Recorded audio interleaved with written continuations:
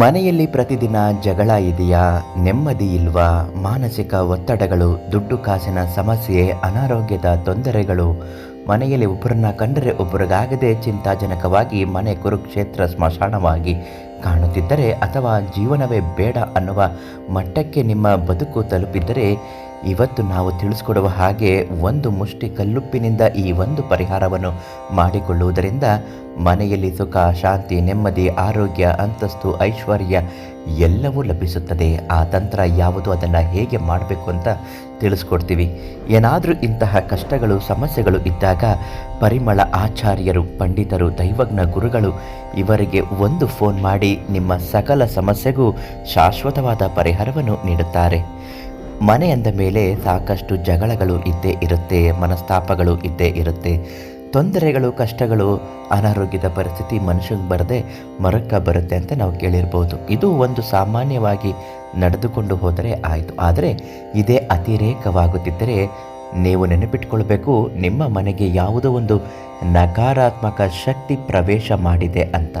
ಇಂತಹ ಸಮಯದಲ್ಲಿ, ಇಂತಹ ಸಂದರ್ಭದಲ್ಲಿ ನೀವು ಮಾಡಬೇಕಾಗಿರುವ ಸಣ್ಣ ಕೆಲಸ ಅಂದರೆ ಮನೆಯನ್ನು ನಿವಾಳಿಸುವುದು. ಇಂತಹ ದುಷ್ಟ ಶಕ್ತಿಗಳಿಂದ ಮನೆಯನ್ನು ಬಿಡುಗಡೆ ಮಾಡುವುದು ಹೇಗೆ ಮಾಡಬೇಕು? ಒಂದು ಮುಷ್ಟಿ ಕಲ್ಲುಪ್ಪನ್ನು ಬಿಗಿಯಾಗಿ ಕೈಯಲ್ಲಿ ಹಿಡಿದುಕೊಂಡು ಅದನ್ನು ಮನೆಯ ಹೊರಭಾಗದಲ್ಲಿ ನಿಂತು 9 ಬಾರಿ ಇಳಿಯನ್ನು ತೆಗೆಯಬೇಕು.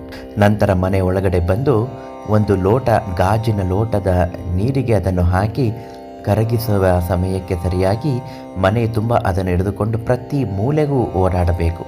ಅದಾದ ನಂತರ ಮನೆ ಒರೆಸುವ ನೀರಿಗೆ ಸ್ವಲ್ಪ ಅರಿಶಿಣ, ಸ್ವಲ್ಪ ಕಲ್ಲುಪ್ಪು ಮತ್ತು ಸ್ವಲ್ಪ ಕರ್ಪೂರ, ಅಂದರೆ ಉರಿಸಿರಬಾರ್ದು, ಹಳೆಯ ಕರ್ಪೂರ ಆದರೂ ಪರವಾಗಿಲ್ಲ, ಒಂದು ಸ್ವಲ್ಪ ಕರ್ಪೂರದ ಪುಡಿಯನ್ನು ಹಾಕಿ ಮನೆಯ ನೆಲವನ್ನು ಶುದ್ಧ ಮಾಡುವುದರಿಂದ ಮನೆಯಲ್ಲಿ ಸುಖ, ಶಾಂತಿ, ನೆಮ್ಮದಿ, ಸಂತೋಷ, ದುಡ್ಡು ಎಲ್ಲವೂ ಲಕ್ಷ್ಮಿ ತಾನಾಗೆ ಬರುತ್ತಾಳೆ. ಯಾಕೆಂದರೆ ಇದನ್ನು ಮಾಡೋದ್ರಿಂದ ನಕಾರಾತ್ಮಕ ಶಕ್ತಿಗಳು ಸಂಪೂರ್ಣ ಕಡಿಮೆಯಾಗಿ ಸಕಾರಾತ್ಮಕದ ಯೋಚನೆ, ಆಲೋಚನೆ, ಸಕಾರಾತ್ಮಕ ಶಕ್ತಿಗಳು ಮನೆಯನ್ನು ಆವರಿಸುತ್ತದೆ. ಮನೆಯಲ್ಲಿ ಶಾಂತಿ, ನೆಮ್ಮದಿ, ಬದುಕು ಬಾಳುವಂತೆ ಆಗುತ್ತದೆ.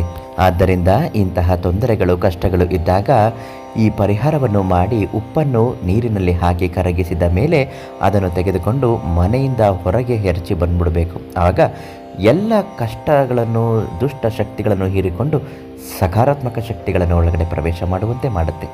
ಈ ತಂತ್ರವನ್ನು ಮಾಡುವಾಗ ಕಷ್ಟಗಳು ಇದ್ದಾಗ, ಸಮಸ್ಯೆಗಳು ಇದ್ದಾಗ, ಬಗೆಹರಿಸಲಾಗದಂತಹ ತೊಂದರೆಗಳು ಇದ್ದಾಗ ಪರಿಮಳ ಆಚಾರ್ಯರಿಗೆ ಒಂದು ಕರೆ ಮಾಡಿ ಸಕಲ ಸಮಸ್ಯೆಗೂ ಶಾಶ್ವತ ಪರಿಹಾರವನ್ನು ನೀಡ್ತಾರೆ.